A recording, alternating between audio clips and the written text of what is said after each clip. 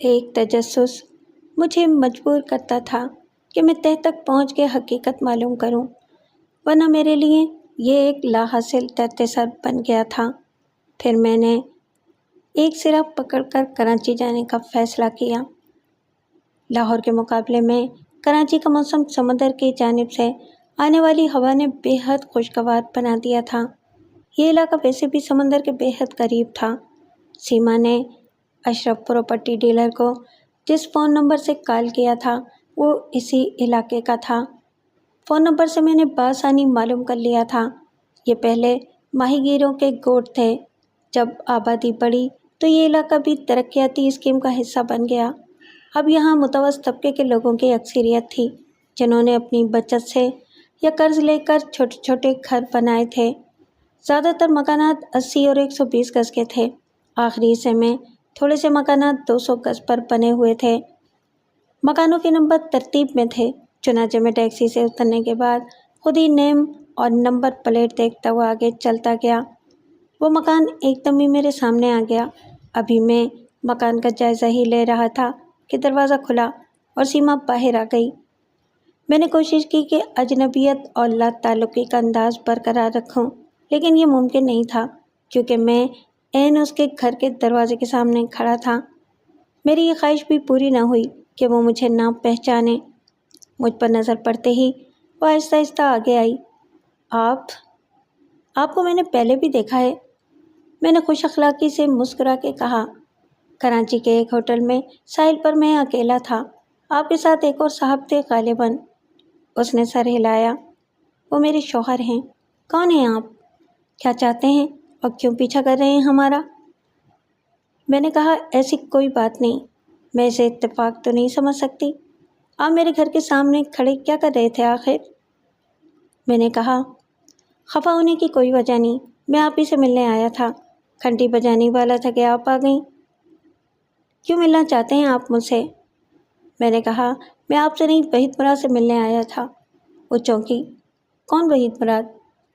میں نے کہا جو آج کل نظام الدین ہیں، آپ کے مرحوم شوہر کے قالب میں۔ وہ یہاں نہیں رہتے، وہ ہکلانے لگی۔ کیوں؟ کیا وہ پھر مرحوم ہو گئے ہیں؟ دیکھیے اتنا گھبرانے اور پریشان ہونے کی تو ضرورت نہیں، نہ میں کسی سنسنی خیز اسٹوری کی اشاعت کے چکر میں ہوں اور نہ آپ کو بلیک میل کرنا چاہتا ہوں۔ آپ مجھ پر بھروسہ کر سکتی ہیں۔ آپ کی گفتگو کا ہر لفظ صیغہ راز میں رہے گا، کسی کو کچھ معلوم نہیں ہو گیا، بشرطے کہ آپ تعاون کریں۔ اس نے آہستہ سے سر ہلایا۔ کیا تمہارا تعلق پولیس سے ہے؟ میں نے کہا پولیس سے کسی کا تعلق نہیں ہوتا۔ میرا مطلب تھا کہ کیا تم کرائم رپورٹر ہو؟ ہرگز نہیں، میں ایک وکیل بھی ہوں، لیکن اس وقت ذاتی حیثیت میں بات کر رہا ہوں۔ جو باتیں میرے علم میں ہیں ابھی تک کسی کو معلوم نہیں۔ میں نے لاہور میں ریحانہ سے بھی ملاقات کی تھی۔ میں اشرف کے پاس بھی گیا تھا۔ اس نے ہونٹوں پر زبان پھیر کے کہا اوکے اندر آ جائیں۔ پورچ کے اندر ایک نئی کار کھڑی ہوئی تھی جو چھوٹی فیملی کار کی حیثیت سے بے حد مقبول تھی۔ وہ مجھے لاؤنج سے گزار کے اس ڈرائنگ روم میں لے گئی جو بڑے اہتمام سے آراستہ کیا گیا تھا۔ سیما خود نسوانی حسن کا شاہکار تھی اور احساس حسن کا شعور بھی رکھتی تھی۔ اس کا لباس اس احساس کو اجاگر کرتا تھا۔ وہ مجھ سے چند فٹ کے فاصلے پر بیٹھ گئی۔ اس گھر کا پتہ تمہیں کس نے دیا؟ میں نے کہا کسی نے بھی نہیں۔ تم نے اشرف کو فون کیا تھا اپنا مکان بیچنے کے لیے؟ اس نے سر ہلایا۔ حالانکہ کوئی ضرورت نہیں تھی اس کی۔ میں نے کہا آخر کب تک گزارو گی تم یہ مسلسل روپوشی اور گمنامی کی زندگی؟ اور ایسی کیا مجبوری ہے تمہیں؟ اس نے ایک ٹھنڈی سانس لی۔ اس مجبوری کو محبت کہتے ہیں قریشی صاحب۔ اگر آپ نے محبت کی ہے تو سمجھیں گے۔ میں نے حیرانی سے کہا آپ اس سے محبت کرتی ہیں؟ وحید مراد یا نظام الدین سے؟ اور کیا وجہ ہو سکتی ہے میری اس کے ساتھ خوار پھرنے کی اور دربدر ہونے کی؟ لیکن اب میں یہ سب چھوڑ دوں گی۔ کیا مطلب؟ آپ اسے چھوڑ دیں گی؟ اسے ہی کیا، سب چھوڑ دوں گی۔ وہ خلا میں دیکھتی رہی۔ میں نے 7 سال گزار دیے اسی آس میں، بہت کوشش کی، لیکن میں سب کچھ گنوا کے بھی اسے پا نہ سکی۔ وہ آپ سے محبت نہیں کرتا؟ وہ کسی سے بھی محبت نہیں کر سکتا اپنے سوا۔ عورت یہ سمجھتی ہے کہ مرد کے پیروں میں شادی کی زنجیر ڈال کے اسے اپنا بنا سکتی ہے۔ اگر ایسا ہوتا تو وہ ریحانہ کو نہ چھوڑتا۔ اس نے تو شوہر پر اپنے حق کی ملکیت مضبوط کرنے کے لیے اسے 2 بیٹے بھی دیے تھے۔ کیا وہ اسے روک سکی؟ اگر میں اس کے بچوں کی ماں بن بھی جاتی تو فرق نہ پڑتا۔ مزید بچوں کی اسے اتنی اشد ضرورت بھی نہیں۔ پھر وہ ساری زندگی میرے ساتھ کیسے گزار سکتا تھا؟ میں نے کہا، زیادہ تر لوگ ایک ہی بیوی سے وفادار رہتے ہیں۔ شاید وہ ان کی مجبوری ہوتی ہے جسے وہ وفاداری کا نام لے کر مطمئن رہتے ہیں۔ میں نے کہا، تم مجبوری کسے کہتی ہو؟ مالی، معاشرتی یا نفسیاتی؟ ورنہ بیوی گھر کی مالکن بن کے خوش رہتی ہے۔ وہ باہر خوش رہنے کے راستے تلاش کر لیتے ہیں۔ سیکرٹری کہو اسے یا داشتہ یا میری جیسی دوسری بیوی، بالآخر صرف ایک عورت رہ جاتی ہے جسے بچوں کی ماں شکست دے دیتی ہے۔ کیا اس نے تمہیں چھوڑنے کا فیصلہ کر لیا ہے؟ وہ تو کب کا مجھے چھوڑ چکا ہے۔ یہ تو میں ہوں جو کمبل بن کے اس سے چمٹی ہوئی ہوں۔ مجھے خوش فہمی تھی کہ میرا حسن بہت بڑی طاقت ہے۔ کیا تمہیں ایسا لگتا ہے؟ میں چونک پڑا کیونکہ میں سوال کے لیے تیار نہ تھا۔ شاید، بلکہ یقیناً ہے۔ اس کے باوجود اب وہ مجھ میں وہ کشش محسوس نہیں کرتا۔ 2 سال سے اس پر احساس جرم و ندامت اتنا غالب تھا کہ وہ واپس آنا چاہتا تھا۔ سمیر صاحب اسے دن رات ملامت کرنے لگے تھے۔ بیٹوں کی محبت جوش مار رہی تھی۔ کسی طوائف جیسی بے شرمی کے ساتھ میں اسے روکتی رہی۔ شادی عمر کا اثر ہی تھا۔ وہ بوڑھا نہیں ہوا، مگر رومانس اور ایڈونچر کے جذبات پر عقل غالب آ گئی ہے۔ تم سوچو کہ اس آدمی کے لیے میں نے کیا نہیں کیا۔ میں نے اس کی ہر بات مانی، ہر معاملے میں اس کا ساتھ دیا۔ میں نے کہا، کب سے جانتی ہو تم اسے؟ وہ میرے شوہر کا دوست تھا۔ شادی کے بعد وہ گھر آیا تو آہستہ آہستہ میں اس کی طرف کھنچتی چلی گئی، کسی وجہ کے بغیر۔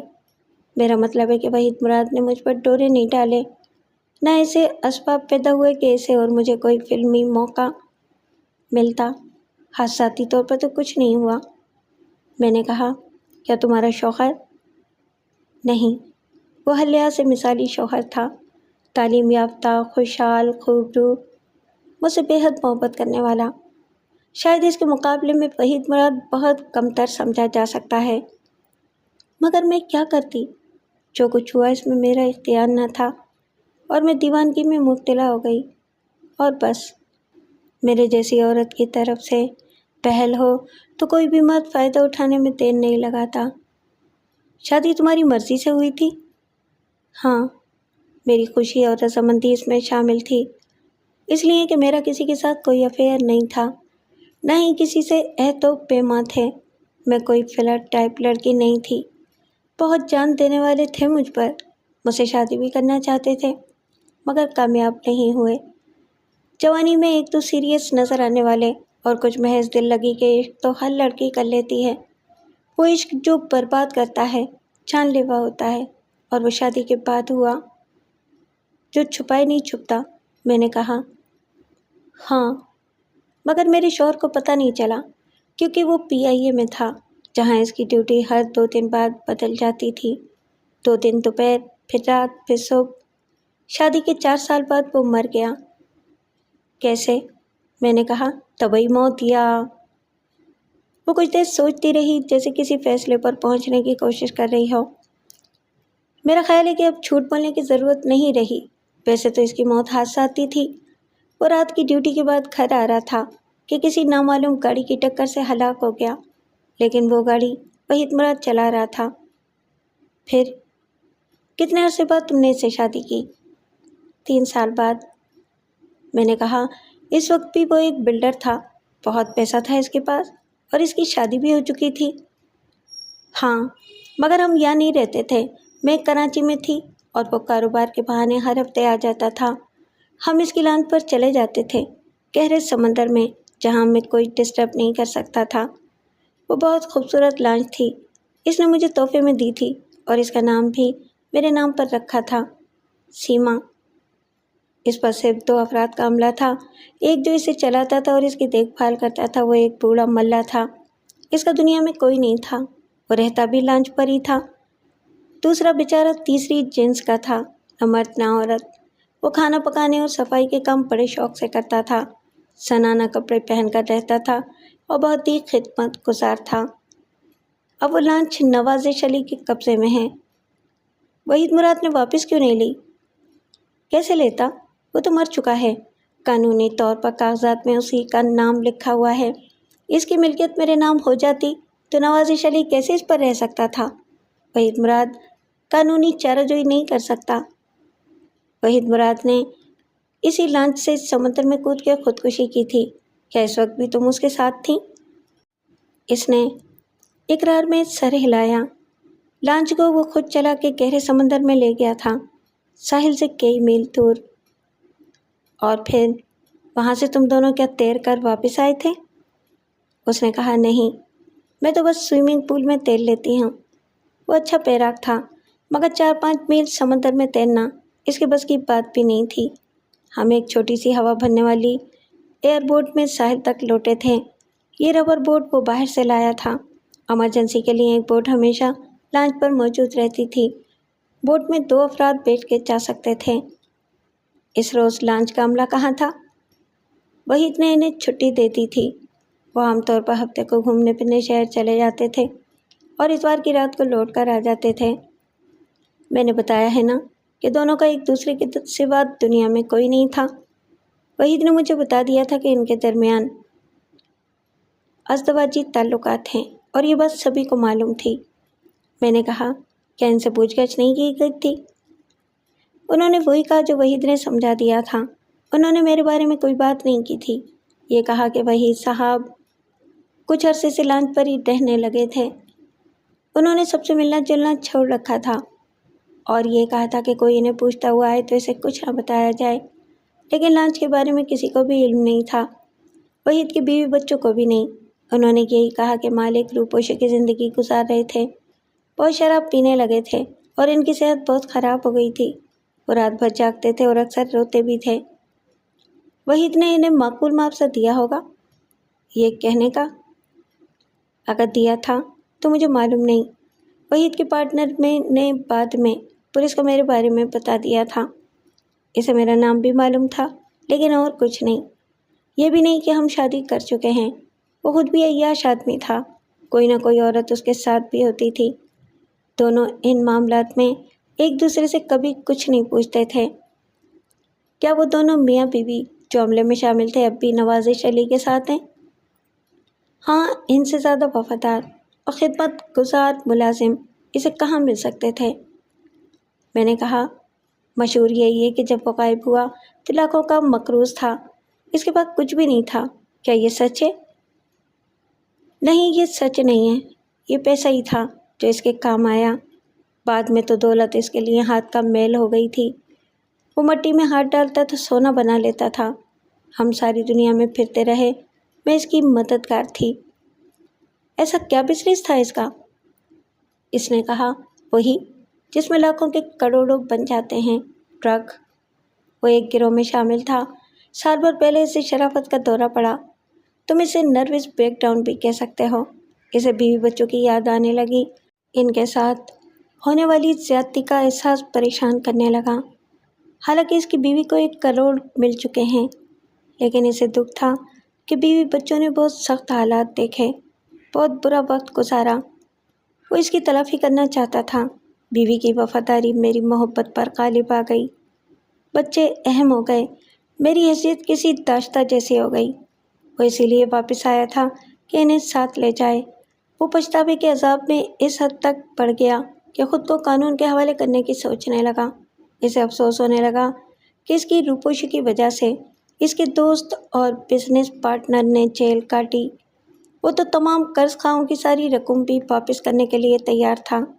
پھر کیا اس کا ارادہ بدل گیا؟ بدل گیا تو کیوں؟ اس کے بیوی بچوں نے اسے ٹھکرا دیا۔ انہوں نے صاف کہہ دیا کہ اب ہمیں نہ تمہاری ضرورت ہے نہ تمہاری دولت کی۔ بیوی نے صاف کہہ دیا کہ میں اب تمہاری بیوی نہیں ہوں۔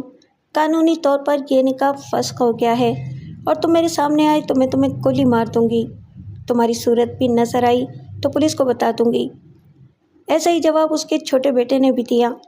بڑا بیٹا البتہ اس کا ہمدرد تھا، اس کی بیوی بہت ہوشیار ہے، اس نے شوہر کو سمجھایا ہوگا کہ جذباتی ہو کے ایک دولت مند باپ کو گنوانے کی کیا ضرورت ہے، جسے ہمیں بہت فائدہ بھی ہو سکتا ہے۔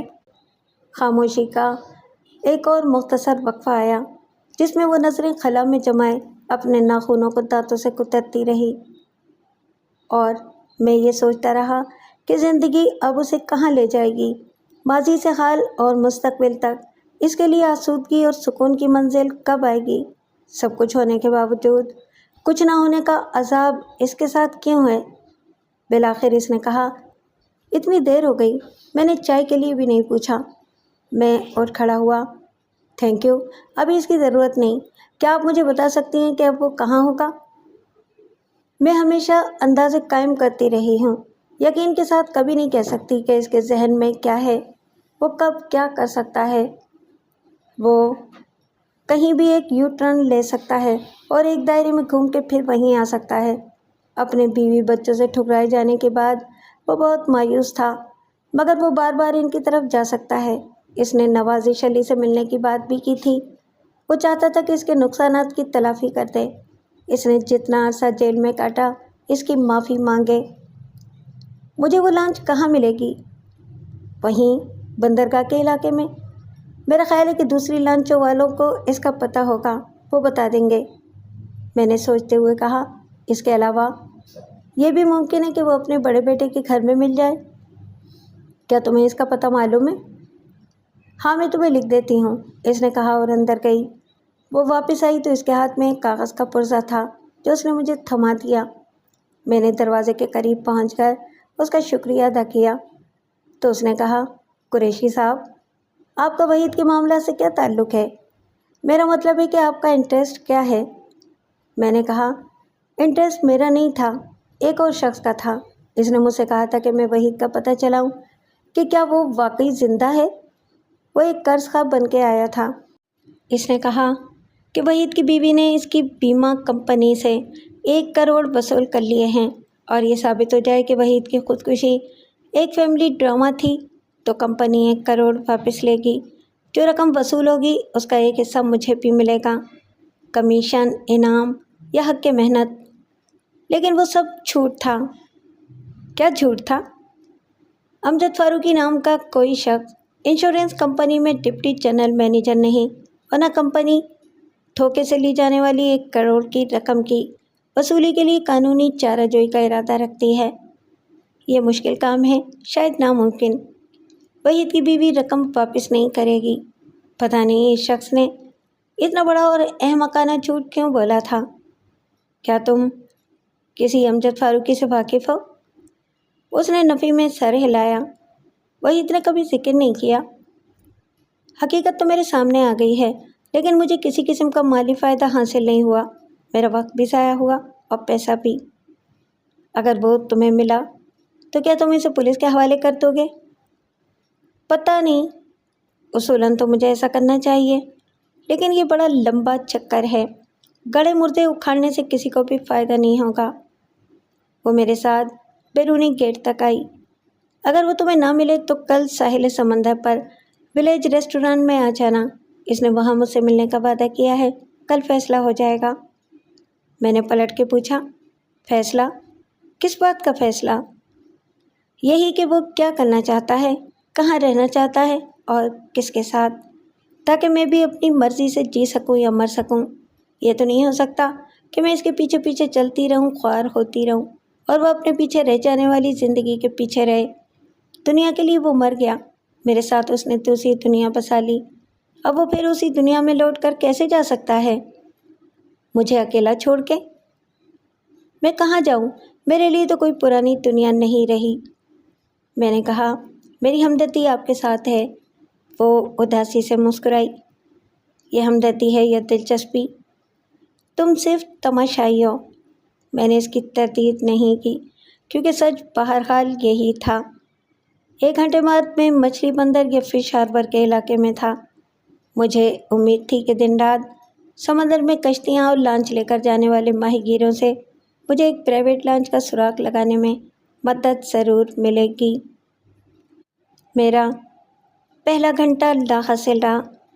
ملا مجھ سے لانچ کے سائز، رنگ اور عملے کے بارے میں سوالات کرتے تھے۔ مجھے کچھ بھی معلوم نہیں تھا۔ میں نوازش علی کا نام جانتا تھا، لیکن اس کا حلیہ بیان کرنے سے قاصر تھا۔ بالآخر ایک چھوٹی سی چائے کی دکان کے مالک نے ہاتھ روک کے کہا مارا، اڑے یہ تو لیلا مجنوں کو پوچھتا ہے ڑے۔ سفید جھاڑ جھنکاڑ بالوں، میرے جیکٹ کپڑوں اور بے نور آنکھوں والے ایک شخص نے گھٹنوں پر سے سر اٹھایا۔ کریم اور شابو کو پوچھتا ہے؟ میں نے کہا، ان کا نام تو مجھے معلوم نہیں، مگر وہ لانچ پر ہی رہتے ہیں، میاں بیوی کی طرح۔ پہلا شخص پھر ہنسا، اڑے وہی بابا، غریب کا جوڑوں تو سب کا جوڑوں، اپنا بھی جوڑوں۔ پھر اس نے ایک نوجوان کو میرے ساتھ کر دیا، جس کی عمر 17-18 سال ہوگی، مگر وہ مسلسل سگریٹیں پھونکتا تھا۔ اس کی صحت افسوسناک حد تک خراب تھی۔ اس کی چال غیر متوازن تھی اور کبھی کبھی ایسا لگتا تھا جیسے وہ چلتے چلتے گر جائے گا، مگر میں اس کے پیچھے چلتا رہا اور اس نے مجھے میری منزل تک پہنچا دیا۔ 40 منٹ بعد میں نے اپنے سامنے اس لانچ کو دیکھا۔ اس کے گہرے رنگ پر جو لال یا براؤن تھا، سفید حروف متھم پڑ گئے تھے، مگر سیما کا نام اندھیرے میں بھی واضح تھا۔ پانی میں ایک چھوٹی سی فولادی سیڑھی اتر رہی تھی۔ اس پر چڑھنے سے پہلے میں نے ایک کشتی کے ملا اور اپنے گائیڈ کو 100 روپے کا نوٹ نظر کر دیا۔ لانچ میرے اندازے کے مطابق 60-70 فٹ لمبی تھی۔ میں زنگالو سینے پر احتیاط سے اوپر چڑھا تو فولادی جنگلے والی ایک گیلری آ گئی۔ دائیں جانب ایک دروازہ سا نظر آ رہا تھا۔ ایک گول کھڑکی کے شیشے سے لائٹ بھی جھلک رہی تھی۔ میں نے دروازے میں جھانک کر پہلے کریم کو پھر شابو کو آواز دی تو باہر کی لائٹ جل گئی۔ پھر 40-45 سال کی ایک عورت نمودار ہوئی۔ اس نے سفید پھولوں والی کالی قمیض کے ساتھ کالی شلوار پہن رکھی تھی۔ اس نے بال بھی کالے کیے تھے اور آنکھوں میں کاجل لگا رکھا تھا۔ اس کا اپنا رنگ خاصا اجلا تھا اور جسم بھی دبلا پتلا تھا اور چہرے کے نقوش بھی جاذب نظر تھے۔ مجھے پہلے سے اصلیت معلوم نہ ہوتی تو میں اسے عورت ہی سمجھتا۔ اس کی سوالیہ نظروں کے جواب میں نے کہا، آپ شابو لگتی ہیں۔ اس نے ہاتھ چلا کے اور نظریں گھما کے کہا، اجی شابو ہوں تو شابو ہی لگوں گی نا۔ آپ بتاؤ، آپ کون ہو؟ ایسے منہ اٹھا کے آ گئے ہو جیسے آپ کی سسرال ہے۔ کیا کام ہے آپ کو شابو سے؟ میں نے کہا، مجھے نوازش علی صاحب سے ملنا ہے۔ اندر سے کسی نے غرا کے پوچھا، کون ہے شابو؟ شابو نے اپنی نیم مردانہ آواز میں جواب دیا، اجی کوئی صاحب کے ملنے والے ہیں۔ سیاہ فام اور 55-60 سال کا ایک مضبوط جسم والا بوڑھا اندر سے نکل آیا۔ اس کے سر کے گھنے بال اتنے سفید تھے کہ لگتا تھا اس نے کوئی اونی ٹوپی اوڑھ رکھی ہے۔ کیا کام ہے جی آپ کو صاحب سے؟ انہوں نے تو نہیں بتایا تھا کہ کوئی آنے والا ہے، اور میں نے بھی آپ کو پہلے کبھی نہیں دیکھا۔ میں نے سخت لہجے میں کہا، میرا نام قریشی ہے اور میں ایک بہت پرانے قانونی معاملے کی تفتیش کر رہا ہوں جس کا تعلق وحید مراد کے قتل سے ہے۔ قتل کے نام پر وہ دونوں بری طرح چونکے۔ شابو نے کریم کی طرف اجازت طلب نظروں سے دیکھا تو اس نے نفی میں سر ہلا دیا۔ کسی فرما بردار بیوی کی طرح شابو نے خاموشی اختیار کر لی۔ کریم نے کچھ دیر سوچ کے کہا، میں انہیں بتا دیتا ہوں۔ وہ اندر چلا گیا۔ شابو نے مجھے ترچھی نظروں سے دیکھا۔ آپ پولیس میں ہو جی؟ میں نے متانہ سے کہا، نہیں، پولیس ہماری ماتحت ہے، ہماری رپورٹ پر تمہیں بھی گرفتار کر سکتی ہے، تفتیش کے لیے تھانے لے جا سکتی ہے۔ لو جی، میں نے کیا جرم کیا ہے؟ شابو نے گھبرا کے کہا۔ کریم پھر نمودار ہوا، آ جائیں جناب میرے ساتھ۔ وہ مجھے 10 فٹ لمبے چوڑے اور 8 فٹ اونچے کمرے یا کیبن میں لے گیا جو بڑی نفاست سے آراستہ تھا۔ پرانا ہونے کے باوجود قالین، پردے اور صوفے صاف اور خوبصورت تھے۔ وحید مراد کے ہم عمر مگر صورت سے شائستہ اور تعلیم یافتہ نظر آنے والے نوازش علی پر ماہو سال زیادہ اثر انداز نہیں ہوئے تھے۔ بال تو اس نے ہیئر کلر سے بلیک براؤن کیے ہوں گے، مگر وہ اسمارٹ بھی تھا اور اس نے نوجوانوں کی طرح گہرے سرخ رنگ کی اسپورٹ شرٹ کے ساتھ جینز کی پتلون پہن رکھی تھی۔ مصافحہ کرنے اور بیٹھنے کے بعد میں نے کہا، نوازش علی صاحب، سب سے پہلے تو معذرت کہ مجھے ان دونوں کے فضول سوالات سے بچنے کے لیے جھوٹ کا سہارا لینا پڑا۔ میں کوئی تفتیش نہیں کر رہا ہوں، میں ایک جرنلسٹ ہوں اور میرا نام قاضی قدوس قریشی ہے۔ وہ خوش دلی سے مسکرایا۔ میں سمجھ گیا، پولیس کی طرح نہ صحیح تفتیش تو آپ بھی کرتے ہیں۔ اتنے عرصے بعد وحید مراد کیس کا حوالہ کیسے آ گیا؟ میں نے کہا، میں مختصراً سب بتاتا ہوں۔ وہ دلچسپی سے سنتا رہا۔ درمیان میں اس نے مجھ سے پوچھ کے شابو کو کافی لانے کے لیے بھی کہا۔ آہستہ آہستہ اس کے ظاہری انداز سے بے پرواہی میں تشویش اور فکر مندی شامل ہوتی گئی۔ میری بات سننے اور کافی ختم کرنے کے بعد اس نے کہا، سب کچھ آپ جانتے ہیں، بتائیے میں آپ کی کیا مدد کر سکتا ہوں؟ میں نے کہا، کیا آپ اس سے ملے ہیں؟ ہاں، وہ ابھی کچھ دیر پہلے آیا تھا، یہ بریف کیس یہاں چھوڑ گیا تھا۔ میں نے ایک کونے میں دیوار کے ساتھ رکھے ہوئے سیاہ رنگ کے بیش قیمت بریف کیس کو دیکھا۔ اس میں کیا ہے؟ نوازش علی اٹھا اور بریف کیس کھول کے میرے سامنے رکھ دیا۔ اس میں 500 اور 1000 کی مالیت کے نوٹ بھرے ہوئے تھے۔ یہ 1 کروڑ روپے ہیں۔ میں نے سر ہلایا۔ کیا تم سمجھتے ہو کہ اس نے تلافی کر دی ہے؟ یہ رقم کافی ہے اس ذلت و پریشانی کے بدلے جو تم نے قرض خواہوں کی وجہ سے اور پھر جیل جا کے اٹھائی۔ میں نے اس سے کچھ مانگا نہیں تھا۔ زندگی آرام سے گزارنے کے لیے میرے پاس کافی تھا۔ جو بے ایمانی کے کاروبار میں شریک ہوں وہ آپس میں بہت ایماندار رہتے ہیں۔ افسوس یہ تھا کہ اس نے میرے ساتھ بھی بے ایمانی کی۔ اب اتنے عرصے بعد اس نے میرے سامنے آ کے معافی مانگی۔ وہ میرے سامنے روتا رہا۔ میں نے کہا کہ چلو جانے دو یار، بات گئی رات گئی، عذاب میں نے جھیلا اور تم نے بھی۔ فرق صرف یہ کہ میرا عذاب میری سزا کے ساتھ ہی ختم ہوا، تم ابھی تک بھگت رہے ہو۔ میرا پہلے بھی دنیا میں کون تھا؟ نقصان میں تم رہے کہ سارے رشتے بھی گنوا دیے۔ وہ کہنے لگا کہ یہی پچھتاوا میرے ضمیر کا بوجھ بن گیا ہے۔ میرے بیوی بچے بھی مجھے معاف کرنے پر تیار نہیں۔ جاتے وقت وہ بہت اصرار کے ساتھ یہ رقم چھوڑ گیا۔ کہنے لگا کہ میری خاطر رکھ لو۔ میں نے کہا، آپ فراخ دل آدمی ہیں۔ میں نے اس کی بیوی سے بھی بات کی تھی، مگر وہ اب شوہر کی صورت بھی دیکھنے کی روادار نہیں۔ کہتی رہی کہ وہ میرے سامنے آئے تو میں اسے قتل کر دوں گی۔ سچ مچ بیوہ ہو جاؤں گی۔ قانونی طور پر پہلے ہی ہوں۔ مجھ پر کسی ایسے شخص کے قتل کا الزام کیسے آ سکتا ہے جو 8 سال پہلے ڈوب کے مر گیا تھا؟ میں نے یہ بات وحید کو بتا دی اور وہ ڈر گیا۔ اب وہ کہاں ہیں؟ اپنے بڑے بیٹے کے ساتھ، اس کے گھر میں۔ وہ ان سب کو اپنے ساتھ لے جائے گا، بیٹے بہو اور پوتے کو۔ وہ سب کینیڈا میں رہیں گے۔ اس کی بیوی کو یقین ہے کہ وہ چھوٹے بیٹے کو رہا کرا لے گی۔ اس نے ایک بہت قابل وکیل کیا ہے، مگر اس کا بیٹا تو مفرور ہے اور لاپتہ ہو چکا ہے۔ میں نے کہا، یہ تو وقت ہی بتائے گا کہ کل کیا ہوگا۔ اس نے کندھے اچکائے۔ میرا اب امجد فاروقی سے کوئی رابطہ نہیں تھا۔ میں اس سے رابطہ رکھنا چاہتا بھی نہیں تھا، مگر اس رات ہوٹل کے کمرے میں میرے فون کی گھنٹی بجی تو میں نے ریسیور اٹھا کے کہا، ہیلو۔ دوسری طرف سے امجد فاروقی کی آواز سنائی تھی۔ اجی آپ کہاں ہیں جناب؟ میں نے اپنی حیرانی پر قابو پا کے کہا، تمہیں کس نے بتایا کہ میں یہاں ہوں؟ پی بی ایس، وہ جو چاہنے والے ہیں تیرے صنم، تجھے ڈھونڈ ہی لیں گے کہیں نہ کہیں۔ میں نے کہا، امجد فاروقی، یہ سب کیوں کیا تم نے آخر؟ کس بات پر خفا ہو تم یار؟ میں نے کہا، حد ہوتی ہے ڈھٹائی کی۔ اتنا بڑا جھوٹ بولا تم نے مجھ سے، احمقانہ اور گھٹیا جھوٹ۔ تم کیا سمجھتے تھے میں اتنا بے وقوف ہوں؟ ارے نہیں پی بی ایس، دیکھو میری بات سنو۔ کبھی کبھی انسان مجبور بھی ہو جاتا ہے جھوٹ بولنے پر، مگر تم کو بے وقوف بنا سکتا ہوں میں؟ بے وقوف تو میں خود ہوں، ورنہ تم سے مدد کیوں مانگتا؟ میں نے کہا، دیکھو تم اگر واقعی وحید مراد سے ملنا چاہتے تھے تو اس کا پتہ چلا لیا ہے میں نے۔ کیا واقعی؟ وہ چلایا، یار میں کراچی میں ہوں۔ میں نے کہا، اس کا پتہ نوٹ کر لو اور ملنا ہے تو خود جا کے مل لو۔ میں تم جیسے دھوکے باز سے کوئی واسطہ رکھنا نہیں چاہتا اور نہ مجھے تمہاری کوئی وضاحت درکار ہے۔ میں نے اسے وہ پتہ بتا دیا جو مجھے سیما نے ایک پرزے پر لکھ کے دیا تھا اور فون بند کر کے سو گیا۔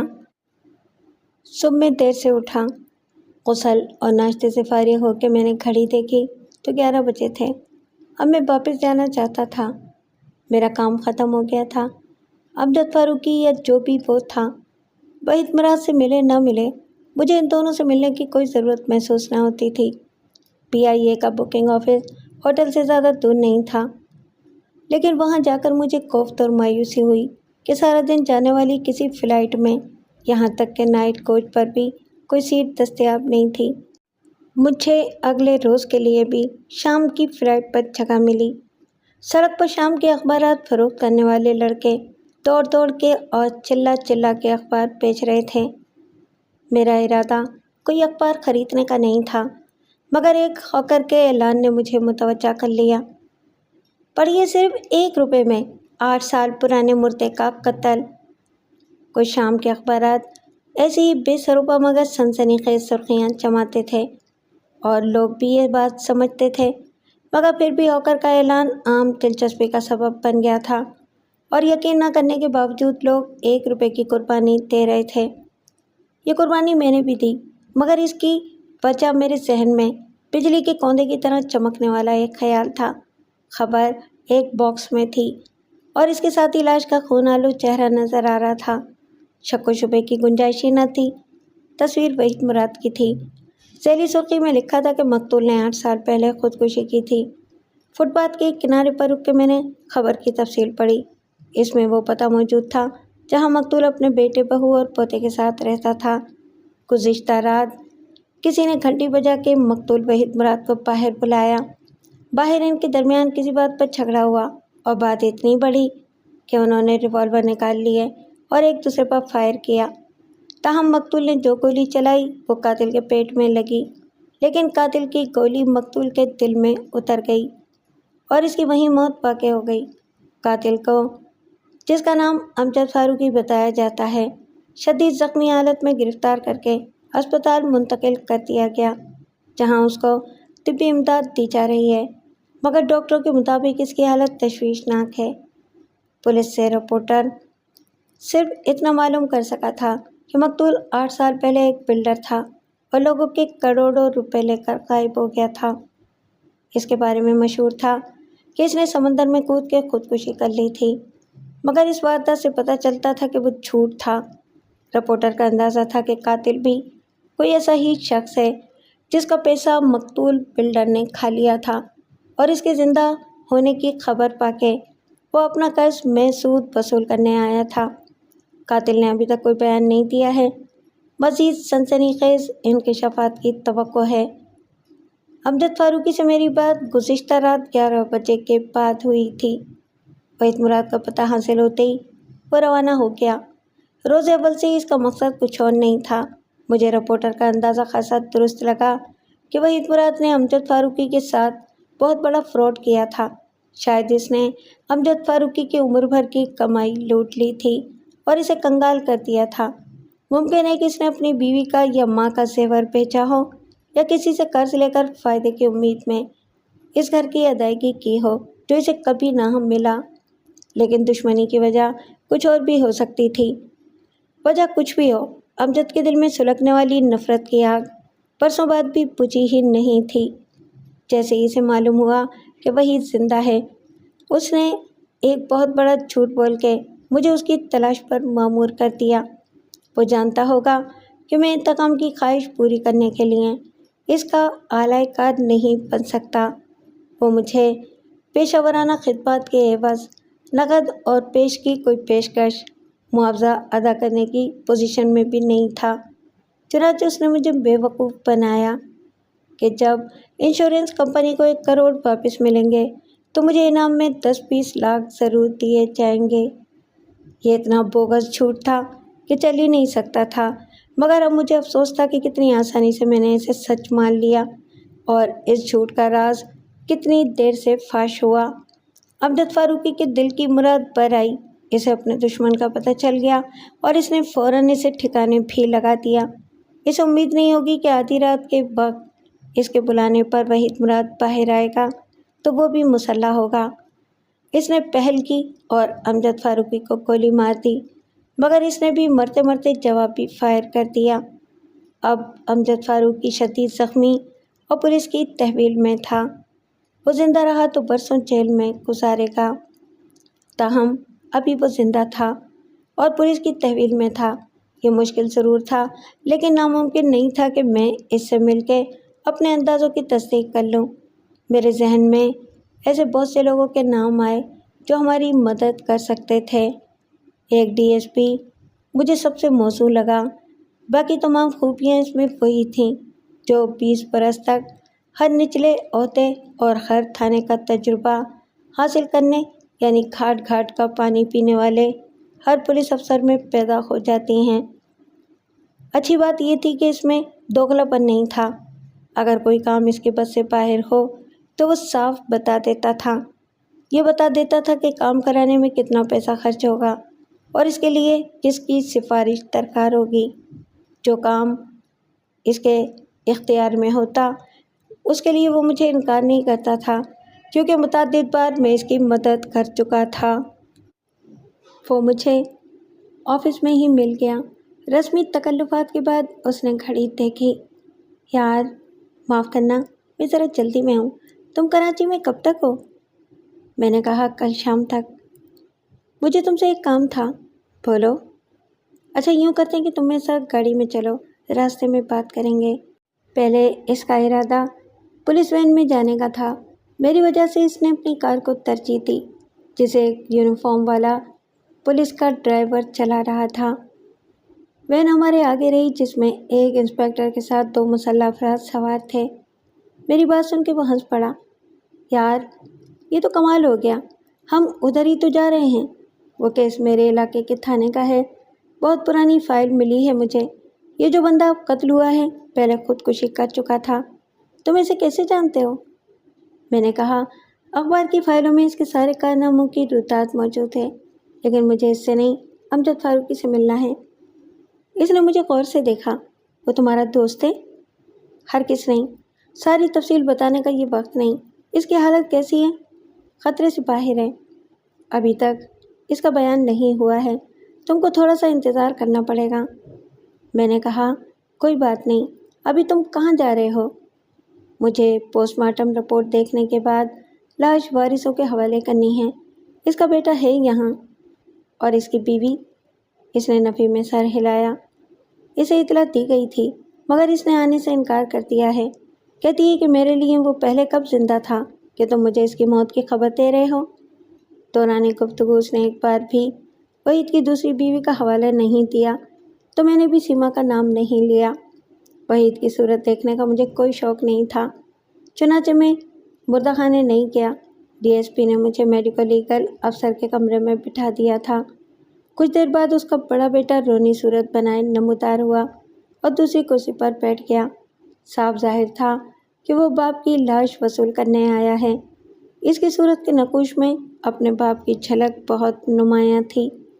میں نے اپنا تعارف کرانے کے بعد رسمی طور پر اظہار افسوس کیا اور پھر پوچھا، کیا تم اس شخص کو جانتے ہو، امجد فاروقی کو؟ اس نے نفی میں سر ہلایا۔ میرا خیال ہے کہ پاپا بھی اسے نہیں جانتے تھے۔ یہ تم کیسے کہہ سکتے ہو؟ کل رات جب وہ آیا تو 11:15 بجے تھے۔ پاپا سونے کے لیے لیٹ گئے تھے۔ جب اس نے کال بیل بجائی تو میں گیا تھا۔ میں نے کہا کہ مجھے وحید مراد صاحب سے ملنا ہے، بہت ضروری کام ہے۔ میں نے پاپا کو بتایا تو وہ حیران بھی ہوئے اور پریشان بھی۔ اسی لیے وہ اپنے ساتھ ریوالور لے گئے تھے؟ اس نے آہستہ سے کہا۔ ہاں، خطرہ تو وہ محسوس کرتے تھے۔ میں اس کے پیچھے گیا۔ پاپا نے کہا تھا، کون ہو تم؟ اور اس نے جواب دیا، تمہاری موت۔ ان کے درمیان اس سے زیادہ گفتگو نہیں ہوئی تھی۔ اس نے اچانک ریوالور نکال لیا اور گولی چلا دی۔ جب میں چلایا تو وہ شخص بھاگا۔ پاپا گر گئے تھے، گولی ان کے دل میں لگی تھی۔ میں نے کہا، پھر تمہارے پاپا نے ریوالور نکال کے اس کا نشانہ کیسے لے لیا؟ وہ نظر چرا کے بولا، گرنے سے پہلے انہوں نے ریوالور نکال لیا تھا اور فائر بھی کر دیا تھا۔ میں نے کہا، بھاگنے والا 10-20 گز دور تو چلا گیا ہوگا؟ ہاں، پولیس کا کہنا ہے کہ اس کی لاش 30 فٹ دور تھی۔ میں نے خاموش رہنا بہتر جانا۔ ورنہ ایک شک والا سوال میرے ذہن میں بھی پیدا ہوا تھا کہ وقت کے اندھیرے میں رات کے وقت فرار ہونے والے کسی شخص کو گولی ماری جائے تو اس کی کمر کے کسی حصے پر لگنی چاہیے۔ امجد فاروقی کے پیٹ میں گولی لگی تھی، اسے سامنے سے گولی ماری گئی تھی۔ وحید مراد دل میں گولی لگنے کے بعد یقیناً گرا ہوگا۔ اس کے لیے یہ ممکن نہیں تھا کہ وہ ریوالور نکالے اور فرار ہوتے شخص پر گولی چلا سکے۔ غالباً یہ کام باپ نے نہیں بیٹے نے کیا تھا۔ وہ ریوالور اٹھا کے قاتل کے پیچھے دوڑا۔ صدمے اور غصے میں اسے اپنا ہوش اور یہ خیال نہیں ہوگا کہ قاتل اسے بھی نشانہ بنا سکتا ہے۔ شاید امجد فاروقی نے اچانک رک کے اور پلٹ کے تعقب کرنے والے کی طرف دیکھا اور اسی وقت خود گولی کا نشانہ بن گیا۔ اگر اس نے فائر کیا تو گولی کسی اور سمت نکل گئی یا ریوالور سے فائر ہی نہیں ہوا۔ میں نے اپنے مفروضات کو اپنی ذات تک رکھا۔ تفتیش پولیس کا کام تھا، وہ ہر سوال کا جواب مانگنے کا اختیار رکھتے ہیں، اور اگر وحید مراد کا بیٹا اپنے باپ کی دولت کا ایک حصہ اپنی زندگی کی قیمت سمجھتے ہوئے پولیس کے حوالے کر دے تو پولیس اس کی کہانی کو درست قرار دیتے ہوئے اپنی رپورٹ میں ثابت کر سکتی ہے کہ قاتل پر گولی خود مقتول نے ہی چلائی تھی، اس کے بیٹے نے نہیں۔ مجھے یقین تھا کہ وحید مراد نے اپنے بیٹے کے لیے بہت کچھ چھوڑا ہوگا، اس سے کہیں زیادہ جو اس نے اپنے پارٹنر نوازش علی کے پاس چھوڑ دیا تھا۔ بیٹے کے سوا اس کا تھا ہی کون؟ وہ اپنی ساری دولت اپنے ساتھ اٹھائے پھرتا تھا کیونکہ وہ بینک اکاؤنٹ کے چکر میں نہیں پڑ سکتا تھا۔ اگر وہ 7 سال کی جلا وطنی میں ساتھ دینے والی بیوی کے ساتھ مشترکہ اکاؤنٹ رکھتا تو اس کے مرتے ہی سب اس کا ہو جاتا۔ اس کے حقیقی اور نزدیکی رشتوں کے وارثوں کو کچھ بھی نہ ملتا، چنانچہ وہ خود ہی موبائل بینک تھا اور جہاں جاتا تھا اپنی طاقت کو اپنے ساتھ رکھتا تھا۔ یہ طاقت اس کی وہ دولت تھی جو اس نے زندگی کی قیمت پر کمائی تھی۔ اگلا 1 گھنٹہ وحید مراد کی لاش قانونی طور پر اس کے سپرد کرنے میں گزر گیا۔ اس خبر کی اشاعت کے ساتھ ہی بہت سے اخباری نمائندے مستعد ہو گئے تھے اور اسپتال آ گئے تھے۔ انہوں نے پرانی فائلوں سے تمام معلومات حاصل کر لی تھیں اور دوسری موت سے پہلے وحید مراد کی روپوشی کے 8 سالوں کے بارے میں انہیں ان گنت سوالوں کے جواب درکار تھے۔ تاہم میرا ڈی ایس پی دوست ان سے جان چھڑا کے مجھے اسپتال پہنچانے میں کامیاب رہا۔ اسپتال کے اس حصے تک رسائی نہ تھی جہاں امجد فاروقی کو ایک کمرے میں رکھا گیا تھا۔ ایک پولیس والا اس کوریڈور کے آغاز میں کرسی ڈالے بیٹھا تھا جس میں ہر کمرے کا دروازہ کھلتا تھا۔ امجد فاروقی کا کمرہ بالکل آخر میں تھا۔ دوسرا پولیس مین کمرے کے باہر موجود تھا، تیسرا کمرے کے اندر بیڈ کے قریب بیٹھا ہوا تھا۔ امجد فاروقی بستر پر کمبل اوڑھے بالکل سیدھا لیٹا ہوا تھا۔ اس کے بازوؤں سے خون اور گلوکوز کی سوئیاں منسلک تھیں۔ سرانے کی طرف الیکٹرانک مانیٹر نصب تھا۔ اس کا رنگ زرد ہو رہا تھا اور وہ بہت کمزور نظر آ رہا تھا، مگر وہ ہوش میں تھا اور اس کی آنکھیں کھلی ہوئی تھیں۔ بیڈ کے دوسری طرف جا کے میں نے کہا، کیا حال ہے؟ ٹھیک ہوں، امجد فاروقی نے سپاٹ لہجے میں کہا۔ میں نے کہا، پولیس تو تم سے سب پوچھ ہی لے گی کہ تم نے وحید مراد کو قتل کیا، تو تمہارے پاس ایسا کرنے کی کوئی معقول وجہ ضرور ہوگی۔ قتل اس کی کم سے کم سزا تھی۔ اگر میرے بس میں ہوتا تو میں اسے بہت اذیت کے ساتھ تڑپا تڑپا کے مارتا۔ اس نے تمہارے ساتھ بھی فراڈ کیا تھا؟ فراڈ؟ وہ نفرت سے بولا۔ اس نے مجھے برباد کر دیا، میرا سب کچھ چھین لیا۔ وہ میرا دوست تھا۔ اس نے مجھ سے کہا کہ میں اس کا بزنس پارٹنر بن جاؤں۔ میں ایک انشورنس ایجنٹ تھا اور میری اچھی خاصی کمائی تھی۔ میرے پاس اچھا گھر تھا اور اچھی گاڑی تھی۔ یہ سب مجھے اپنے والد سے ترکے میں ملا تھا۔ میں ان کا اکلوتا بیٹا تو نہیں تھا۔ میرا ایک بھائی بھی تھا مگر وہ آسٹریلیا چلا گیا تھا، چنانچہ والدین نے جو کچھ چھوڑا سب مجھے مل گیا۔ وحید کے بزنس میں کتنا فائدہ تھا یہ بھی مجھے نظر آتا تھا۔ اس نے مجھ سے کہا کہ اگر آج میں اپنا سب کچھ بیچ کے کاروبار میں لگا دوں تو ہر سال میرے اثاثے دگنے ہوتے چلے جائیں گے۔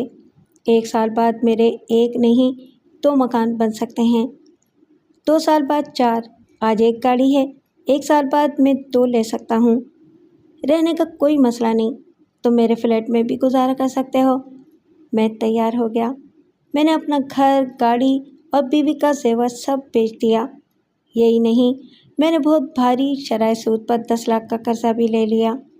کچھ عرصے بعد وحید نے مجھے بتایا کہ اس کا بزنس پارٹنر نوازش علی اس کاروبار سے الگ ہونا چاہتا ہے، لیکن اسے 50 لاکھ مل جائیں تو وہ پارٹنرشپ ختم کر دے گا اور اس کی جگہ میں برابر کی بنیاد پر شریک ہو گیا تو لاکھ کے کروڑ بنتے دیر نہیں لگے گی۔ جانتے ہو اس کے بعد میں نے کیا کیا؟ میں نے کہا، میں کیسے جان سکتا ہوں؟ میں تو شاید تمہارا اصل نام بھی نہیں جانتا، تم نے سب جھوٹ بولا تھا مجھ سے۔ وہ کچھ دیر خاموش رہا۔ نام غلط نہیں بتایا تھا میں نے، میری بیوی کا باپ بھی دولت مند تھا اور اس کی شادی کسی انشورنس ایجنٹ سے کرنا نہیں چاہتا تھا۔ ہم نے لو میرج کر لی تھی۔ اس کے بعد والدین نے اسے قطع تعلق کر لیا تھا۔ میری بیوی کا ایک بڑا بھائی تھا، وہ سیاست کے چکر میں پڑ گیا تھا۔ ایک سیاسی جماعت نے اسے دھوکہ دیا تو وہ مخالفوں سے مل گیا اور ایک دن سیاسی دشمنی میں مارا گیا۔ اسی صدمے نے باپ کی جان لے لی۔ اس کا کاروبار پہلے ہی تباہ ہو گیا تھا۔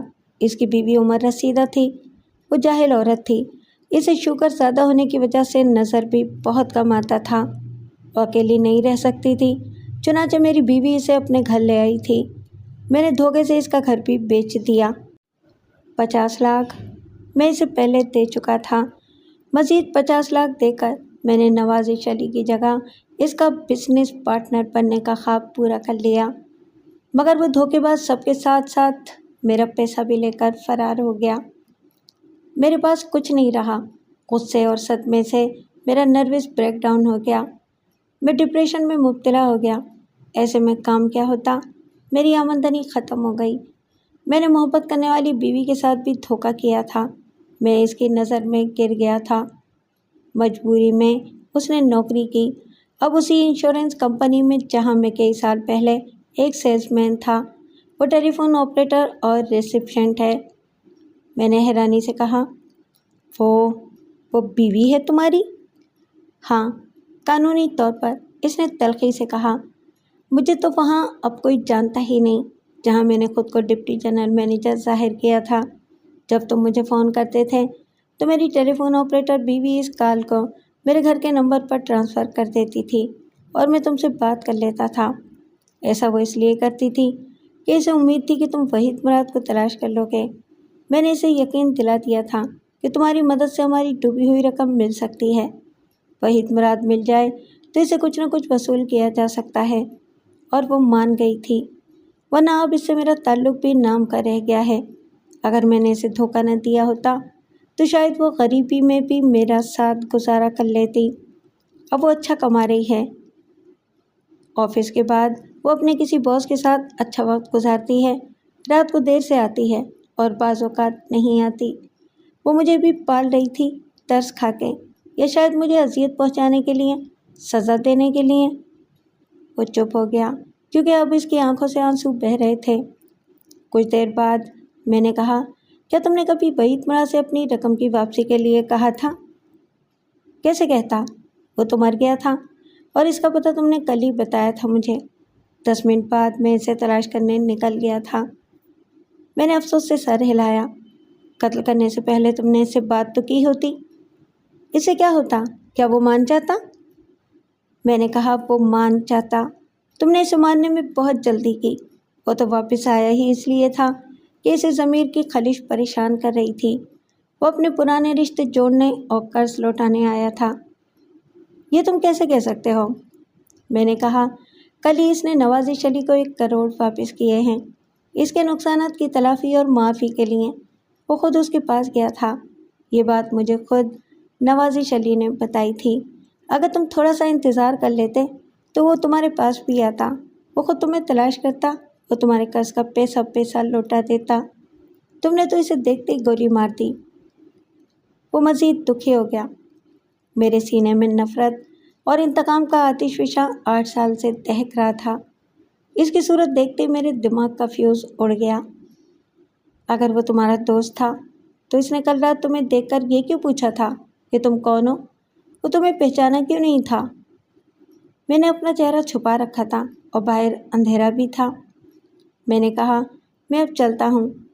جانے سے پہلے ایک آخری سوال، تم پر گولی کس نے چلائی تھی؟ خود وحید مراد نے یا اس کے بیٹے نے؟ وہ کچھ دیر سوچتا رہا۔ یہ تم کیوں پوچھ رہے ہو؟ میں نے کہا تم نے مجھ سے اتنا بڑا جھوٹ بولا تھا جس کے پیر نہیں تھے، مگر وہ چل گیا میری حد تک۔ یہ لا حاصل جھوٹ تھا، اب کیا لا حاصل سچ بولو گے؟ وہ میری بات سمجھ کے معنی خیز انداز میں مسکرایا۔ مجھ پر گولی خود وحید مراد نے چلائی تھی۔ سیما کے گھر کے باہر تالا لگا ہوا تھا، لیکن پورچ میں اس کی کار موجود تھی۔ میں نے کچھ دیر انتظار کیا اور گھر سے کچھ فاصلے پر اپنی کرائے کی کار میں دروازے پر نظر رکھے بیٹھا رہا۔ میں یہ بھی دیکھنا چاہتا تھا کہ پولیس وہاں کب آتی ہے اور اخبار والے اس کا سراغ لگانے میں کامیاب ہوتے ہیں یا نہیں۔ یہ بات یقینی تھی کہ جب وحید مراد کی دوسری موت کے بعد تفتیش کا دفتر دوبارہ کھولا جائے گا تو سیما کا نام بھی سامنے آئے گا۔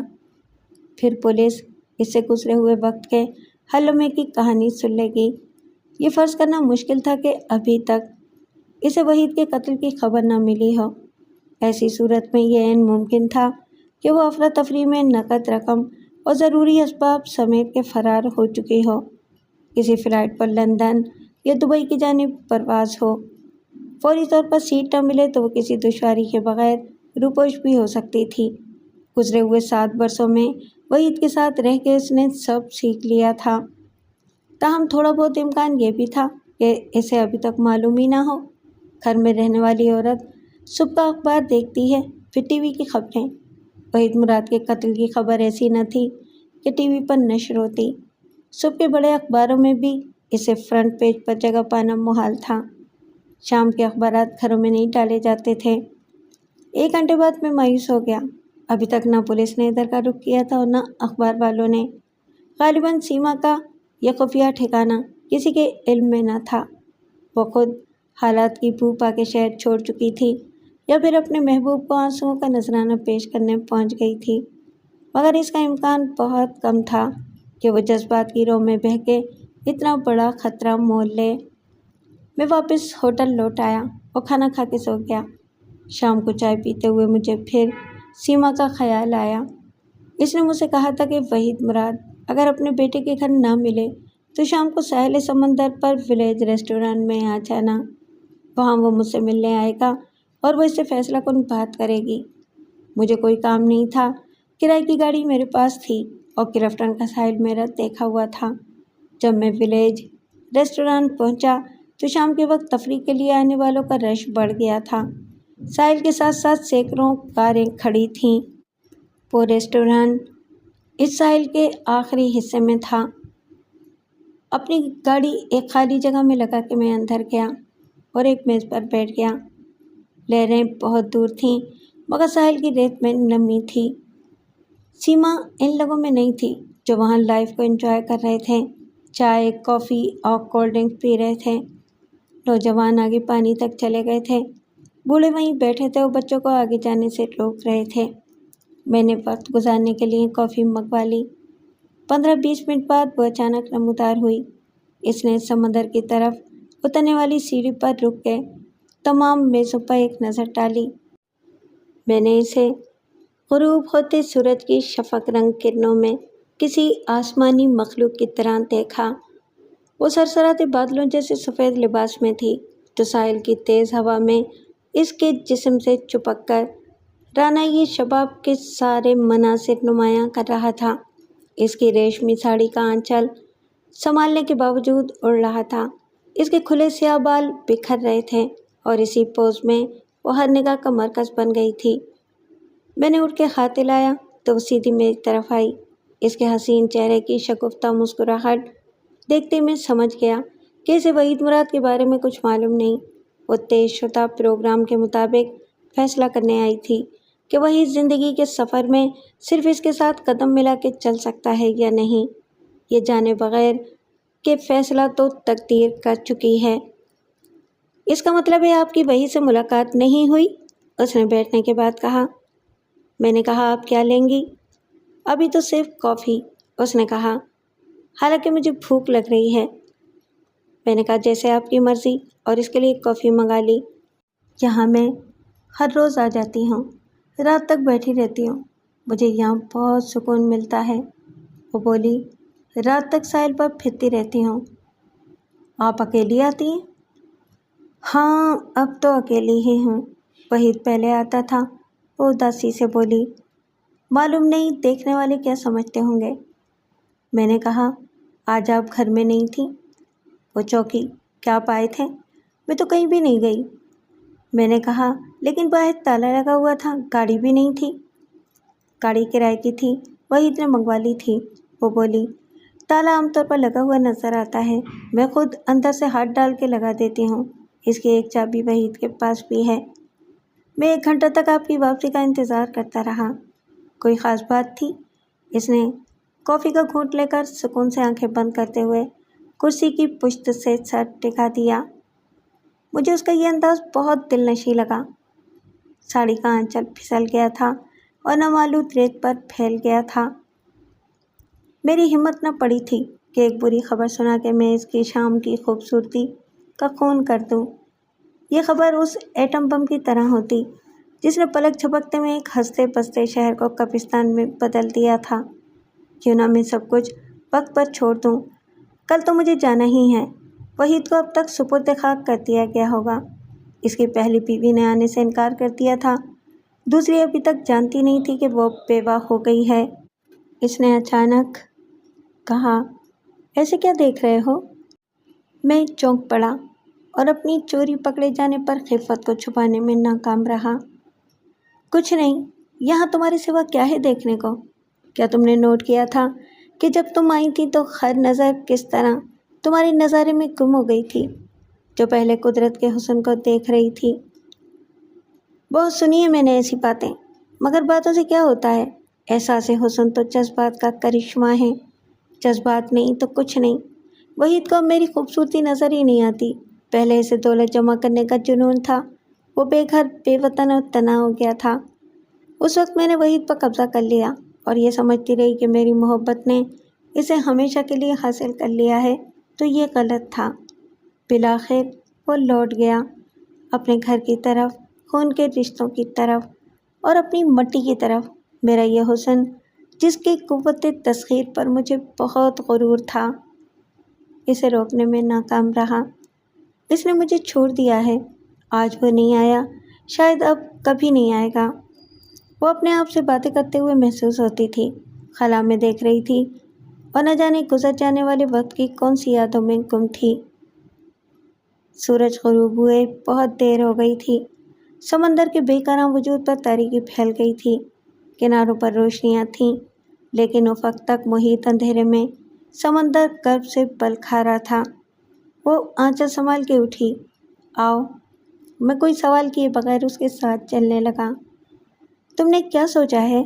اب تم کیا کرو گی؟ کہاں جاؤ گی؟ اس نے جوتے اتار کے ہاتھ میں پکڑے اور نرم گیلی ریت پر چلنے لگی۔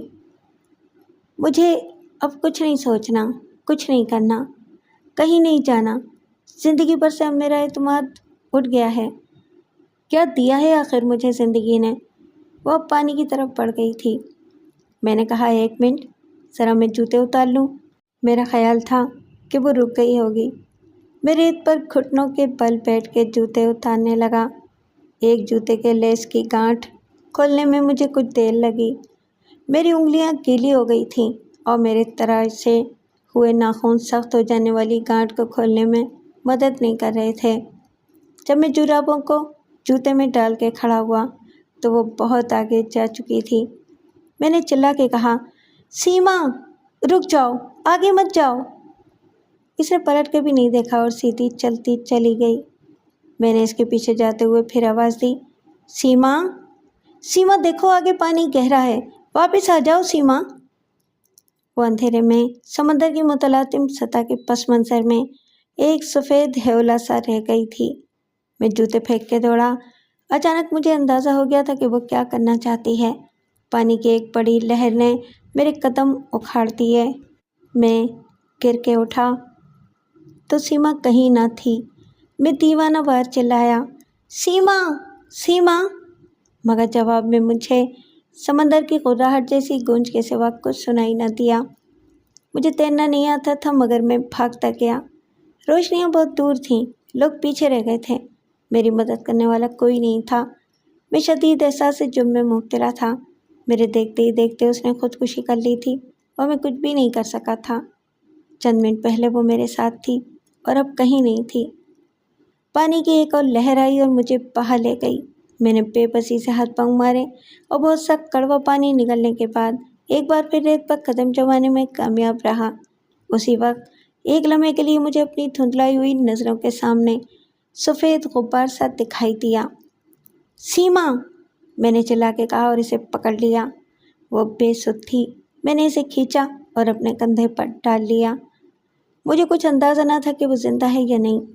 نہ جانے کہاں سے میرے جسم میں اتنی طاقت آ گئی کہ میں ریت پر سیما کو اٹھا کے دوڑتا رہا، کسی کی طرف دیکھے بغیر اور کسی کی پرواہ کیے بغیر۔ میں اپنی گاڑی تک پہنچا۔ میرے سارے کپڑے پانی میں تر تھے اور میرے جوتے سمندر میں بہہ گئے تھے۔ اس حالت میں گاڑی چلا کے میں ایک اسپتال تک پہنچا تو میرے جسم کی ساری توانائی ختم ہو چکی تھی۔ گیٹ میں گاڑی موڑتے ہوئے میرا حوصلہ جواب دے گیا۔ گاڑی گیٹ کو سپورٹ کرنے والے ستون سے ٹکرائی تو میرا سر سامنے ڈیش بورڈ سے ٹکرایا اور پھر میں بے ہوش ہو گیا۔ جب مجھے ہوش آیا تو میں اسپتال کے ایک کمرے میں بیڈ پر تھا۔ ایک ڈاکٹر کسی نرس کو ہدایات دے رہا تھا۔ میں نے گھڑی دیکھی تو رات کے 12 بج چکے تھے۔ مجھے اپنی جسمانی حالت میں کوئی خرابی محسوس نہ ہوئی تھی سوائے ایک تھکن آمیز غنودگی کے۔ میں نے ڈاکٹر کو مخاطب کیا تو وہ مسکراتا ہوا میرے قریب آیا۔ ہیلو، کیا حال ہے آپ کا؟ میں نے کہا یہ تو آپ بتا سکتے ہیں، مجھے تو ٹھیک ہی لگتا ہے۔ یس، آپ کی کوئی انجری سیریس نہیں، معمولی خراشیں ہیں جو گاڑی کے ٹکرانے سے آئی ہیں، ونڈ اسکرین کا شیشہ ٹوٹنے سے۔ اور وہ خاتون جو میرے ساتھ تھیں، وہ آپ کی وائف نہیں ہے؟ وہ بولا۔ ہم نے تو کاغذات میں یہی لکھ دیا ہے۔ دراصل کاغذات صرف آپ کے پاس سے برآمد ہوئے تھے۔ It's okay. ان کی حالت کیسی ہے؟ اب وہ خطرے سے باہر ہیں لیکن ICU میں ہیں۔ ان سے ملنے کے لیے آپ کو انتظار کرنا پڑے گا۔ میں انتظار کر سکتا ہوں، میں نے کہا۔ انتظار تو شاید میں اب تک کر رہا تھا، میرا انتظار تو اب ختم ہوا ہے۔ بس مجھے معلوم نہیں تھا کہ مجھے کس کا انتظار ہے، لیکن اب پتہ چل گیا ہے کہ وہ سیما تھی، تو پھر کیا فکر، میں باقی عمر انتظار کر سکتا ہوں۔